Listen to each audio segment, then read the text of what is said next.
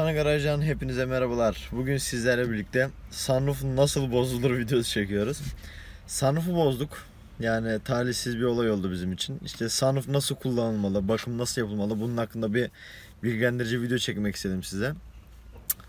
İşte gördüğünüz üzere sunroof'u bozduk maalesef. Şu bir tane ayağı var. Nerede o? Bir ayağı var sunroof'un. Şöyle bir ayak. Tamam mı? Sunroof çalışıyor. Sunroof'ta sıkıntı yok da. Şu gördüğünüz gibi bu alüminyum değil. Bak, alüminyum bir malzeme değil. Böyle alüminyumdan daha böyle bir kırılgan bir malzeme. Yani adi demeyeyim, 30 yıllık malzeme sonuçta, iyi dayandı yine. Sunroof aktif çalışıyor.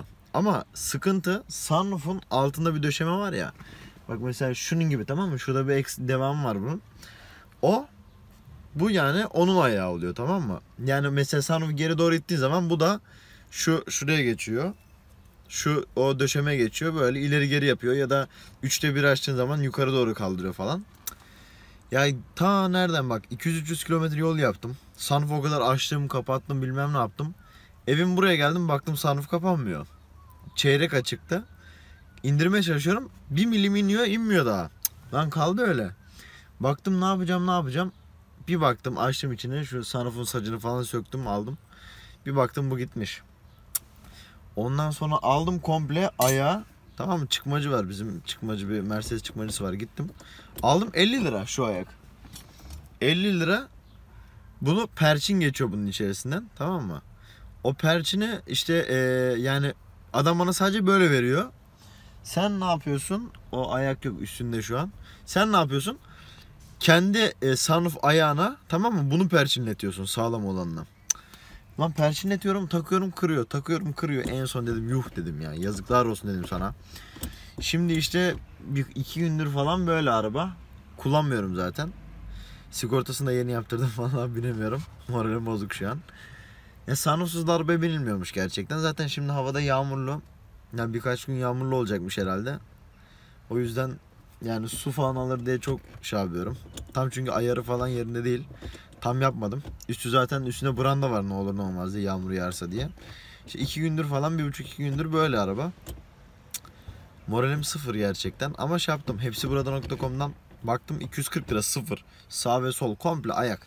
Tamam mı? Sadece bir parça var. O da seninkinin üstünden takabilirsin yani. 240 lira. Çok uygun geldi. Sıfır ürün. Ya orijinal gibi olur mu? Tabii ki de olmaz yani, ama olsun. Olsun, gene de sonuçta 30 yıllık malzemeden yani belki iyi olabilir, belki iyi olmayabilir. Sonuçta Mercedes, şimdi bir şey diyemiyorum. Adamlar gerçekten yani 90 yılında, 80'lerde 90'larda çok iyi işçilikler yapmışlar. Hala da öyle. Tabi biraz da rekabet savaşı olduğu için şey olabiliyor. Yani böyle bir video çekmek istedim size. Ha, bu arada sunroof'ta nelere dikkat etmeniz lazım onu ben söyleyeyim size. Sunroof'la yani 50-60 kilometrenin üstündeyseniz aman diyeyim, bak gözünüzü seveyim, sakın bunu oynatmayın. Bak milim oynamasın, tamam mı? Genelde böyle çok yüksek hızlara çıkıyorsanız da hani 3'te 1 şekilde bırakmayın. Kapatın, öyle basacaksanız yani. Ondan sonra bunun bakımında hangi yağ kullanılıyor diyorlar bazıları. Birkaç arkadaşla bir sohbet etmiştik. Valla bunun için Mercedes'in, tamam mı, özel bir gresi var, beyaz gres. Ama hani gres demeye bin şahit, tamam mı? Bildiğin el kremi gibi bir şey. Ama gres diye geçiyor tabi. Sunroof sliding yağ diye geçiyor, tamam mı? O Türkiye'de yok ama. Yani yetkili servislerde de yok. Yetkili servislerde onu kullanmıyormuş zaten. Yetkili servisin bana önerdiği Tunap 107 diye bir silikon sprey, yağlayıcı sprey var. Ben onu kullanmadım. Ben Würth'ün silikon spreyini kullanacağım bunda. Temizlerken kullandım. Bir de şimdi son kat yağlama için ben Würth'ü kullanacağım. İşte yetkili servis Tunap 107'yi kullanıyormuş araçlarda. O Gresen dediğim gibi Türkiye'de yok maalesef. Ancak eBay'den, ebay.de'den falan bulabilirsiniz. Gidiyor'a bakmadım gerçi. Belki orada da olabilir ama yani N11'de falan yok. Onlara eminim. Google'a falan yazdım. Orada kesinlikle yok. O zaman Gidiyor'da da yoktur muhtemelen. Yurt dışına bakıyorum 10 euro abi ya. Adamlar 10 euroya gidiyor, orijinal gres yağlıyor. Biz burada yani keşke 100 lira versek de alsak onu.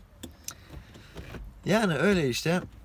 O silikon spreyle güzelce şey yapabilirsiniz. Würth'üm var. Ya kaliteli Würth'ü zaten bilen bilir. Ama Tunap 107 de kullanabilirsiniz. Yetkili servis onu öneriyor. Şimdi bugün bir de arabanın şeyini de yapacağım. Şu yağ basıncı var. Şurada yağ basıncı çalışmıyor arabanın. Sensörünü aldım. Sensörü yeniledim ama işte şu olmadı. Çalışmadı hala. Bizim tesisattan komple şey yapıyorlar. Şimdi 8 amper olması gerekirken, tamam mı? 8 amper takılması gereken sigortalar, yani beyaz, bunlar da taş sigorta, eski araba olduğu için öyle yenilerdeki gibi bir şey değil. Öyle iki soketli geçme değil, taş sigorta, tamam mı? Ona 25 amperlik takmışlar 8 amper takılacak yere. Arabanın şu an şeyleri de çalışmıyor. İşte ön cam, arka cam, böyle gece aydınlatması, küçük ışıklar oluyor ya, ledleri. Onlar da çalışmıyor zaten arabanın şu anda. İşte indim bakayım, bir multimetreyle, avometreyle onları bir test edeceğim. En kötü ne yapacağız? Göstergeyi sökeriz. Komple. Bakarız, tesisatını inceleriz yani. Çünkü o muhtemelen tesisatta bir sıkıntı oldu. 8 amper istenen yere de 25 amper yani izin verilince haliyle gittiği yere kadar gitti. Bayağı gitti. Daha yeni zaten oldu bu olay. Onun haricinde şunları Almanya'dan getirttim, eBay'den. Biliyorsunuz bunlar yoktu. 4 tane aldım bunlardan. Tanesi 10 euro. Tanesi 10 euro. Tabi onlara göre çok cüzi bir rakam yani. 10 euro ne sanki. Onlara göre, onların aldığı paraya göre. Bize göre tabii ki de çok. Ama gerçekten bambaşka bir hava kattı yani. Bambaşka bir hava kattı. Bir de şimdi şey alacağım. Şuraya videoda bir yere koyarım. Böyle bir köpek var. Mercedes'in orijinali ama. Böyle altın rengi gibi böyle. Bronz renk ya da pardon. Köpek var. Kafası, bildiğin kafa sallayan köpek. Ama o Mercedes hani çok eski zamanlarda 80'lerde 70'lerde onu arabalarına koymuş aksesuar olarak. Ya opsiyon olarak onu seçebiliyorlarmış. 70'lerde 80'lerde. Baktım 23 euro. Dedim tamam, ondan da alayım bir tane falan. 1-2 ay sonra ona da girerim artık. Onun haricinde arabanın bir eksiği falan yok ya. Çok şükür gerçekten.